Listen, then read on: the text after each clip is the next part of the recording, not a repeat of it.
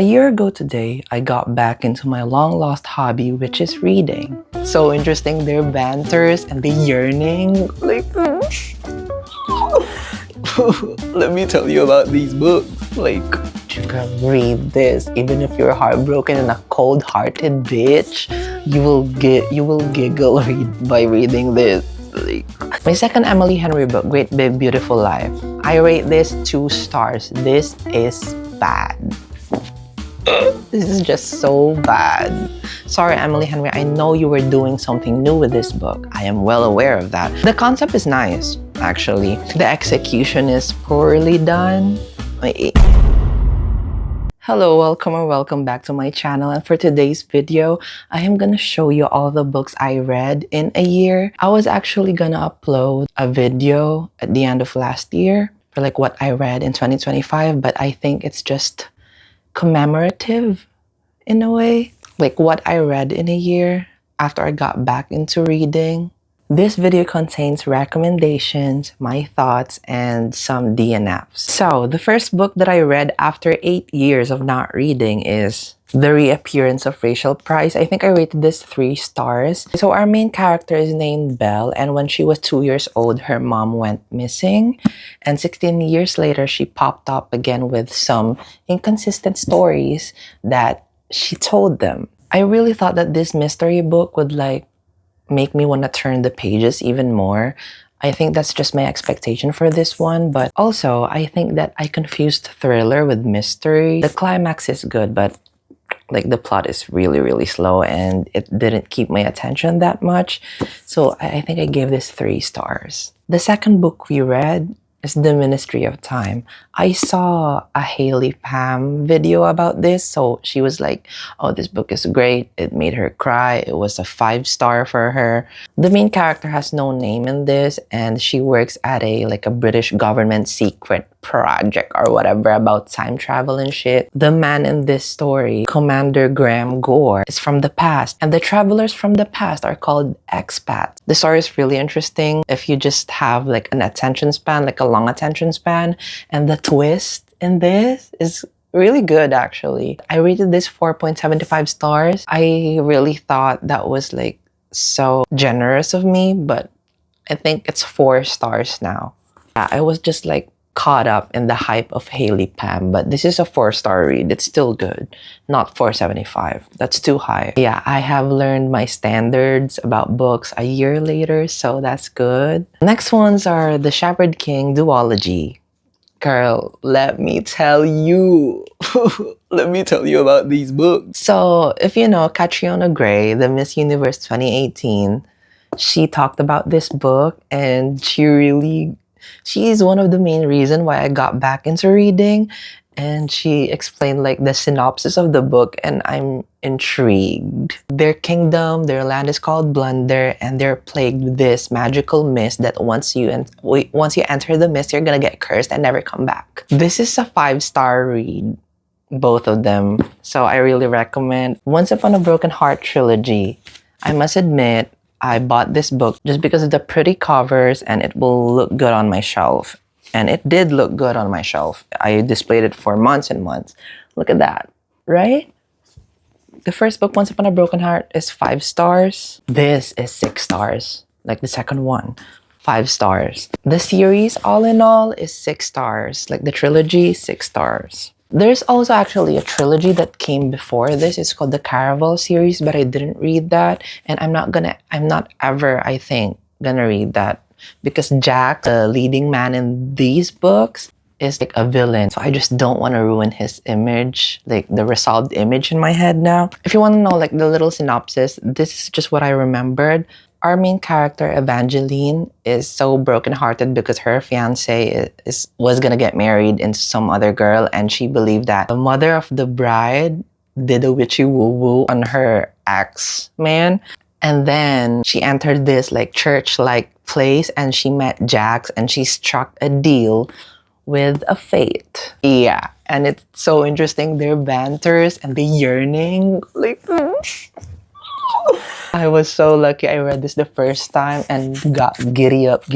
Fourth Wing is on here, and I just want you to know that I DNF'd it because Yeah, I know. Oh my god. Like the details of the book is just gory and all, and I just don't like that because I'm a highly visual person. So when I read, I visualize the details in my head so vividly, and it's not a good image there, like the fourth wing. The next one is my first Emily Henry book, Book Lovers. I think I rated this 4 stars because of the banter. I like the banter and like the small town romance that they were in. There's a little spice in this book, just maybe a little.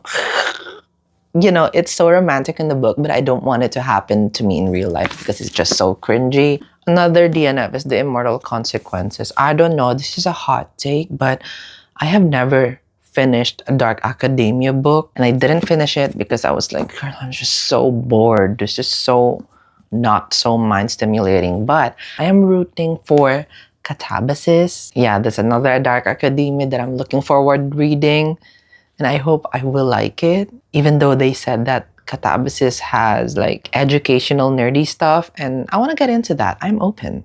My second Emily Henry book, Great Big Beautiful Life. I rate this 2 stars. This is bad. Just so bad. Sorry, Emily Henry. I know you were doing something new with this book. I am well aware of that. But like, the concept is nice, actually. And then the execution is poorly done.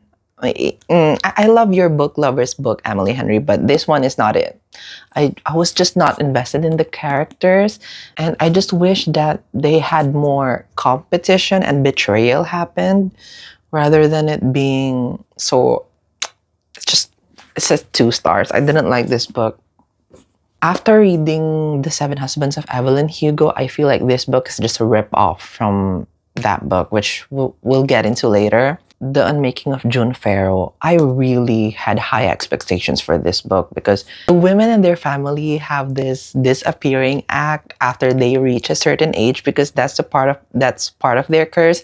They can switch into timelines with the locket that they have. It's a good story actually. The thing that was lacking in this book is like the depth of why the door shows up and the origin of the curse. I was not satisfied with the explanation and logic of this book, but it's good. 3 stars. Okay, next one. I really love this book. I really didn't expect to love this book because I just didn't expect it. The Seven Husbands of Evelyn Hugo. This is a really, really great read.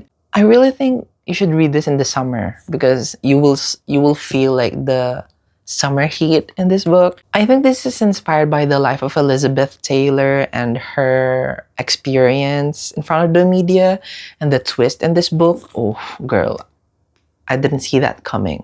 I must say this is like a historical fiction, and Evelyn Hugo is a very, very like popular, a cultural phenomenon back in her day. She had 7 husbands. The intrigue, the mystery of Evelyn Hugo, like the enigma around her when she's older and when she's about to, you know, she spilled it all. And the twist, not 1, but 2, maybe more, really got me. You really read this. I brought this at work just to read it. My coworkers were like so curious about the title and they were like, whoa, she has 7 husbands. They were like that. But I was like, read.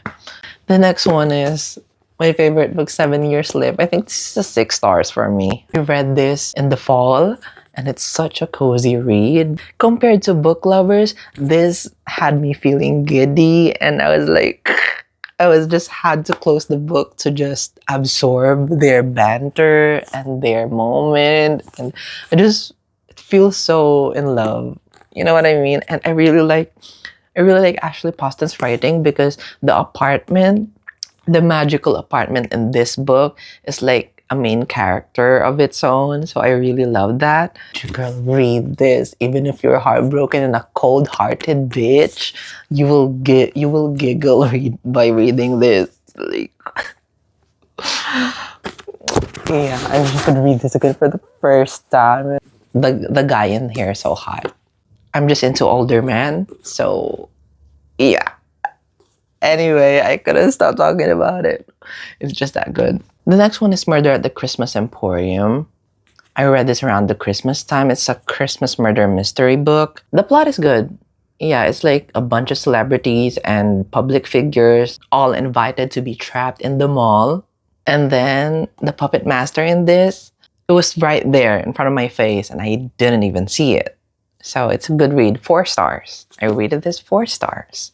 The only nonfiction I read, Tuesdays with Maury, girl, 5 stars. It talks about the fragility of life. I really love the quote from the book that says, in order for us to know how to live, we must learn how to die. It talks about all the things that we took for granted in life. When you're going to be on your deathbed someday, you'll realize how small all those things that you were fussing about when you were still healthy, when you can still do a lot of things. And it's just taught me how to live in the moment. Because tomorrow is not a promise, girly pop. And I'm really grateful that I read this book at a very young age. When people leave your life, girly pop, life's too short to be reminiscing on such curry. That's all the books I read in one year. I didn't count how many. I read 13 books. Of course, not including the ones that I DNF'd. We're already talking about books, so I might as well talk about the books that I plan to read this year. I'm currently reading The Spell Shop. I've been reading this for 2 weeks now. Don't get me wrong, it's such a good story. It's such a cozy read. I don't know much because it's still starting. Like, it just did the world building, why they went to this specific place, why this is significant and all of that. And my TBR. Like I said, I didn't finish Fourth Wing. I'm also currently reading Jane Eyre, but this book requires a lot of brain power. And mind you, English is not my first language, so I'm really having a hard time reading and getting into this book. But I'm gonna get to it, you know? Next one is People We Meet on Vacation, and I bought this last year, and I'm planning to read this summer. I really love Emily Henry books because their floppiness, 10 out of 10. Next one is Beautiful Venom. All I know is this is about revenge and hockey. That's all I know. I think this is like an ongoing series, so love that. Sounds like love. You might be asking why I bought this book. It's because I can relate to it. I write music and our main characters are like songwriters into music. I'm really excited for this one. I'm gonna read this around Valentine's Day. It just makes sense. Ooh, catabasis. R.F. Kuang said we can pronounce it however we want, so yeah. This is about 2 academic rivals and their journey to hell because they're gonna save their professor. Why? I don't know. I'm gonna read this. I'm really excited to read this. This one, I'm gonna read this December this year. A Christmas murder mystery book, Miss Beaton's Murder Agency. And another Christmas mystery book, Miss Winter in the Library with a Knife. I really hope you enjoyed this book video for today. Next week, it's gonna be a vlog. You know I do everything on this channel and I know you love it. So see you next week for another video. Bye.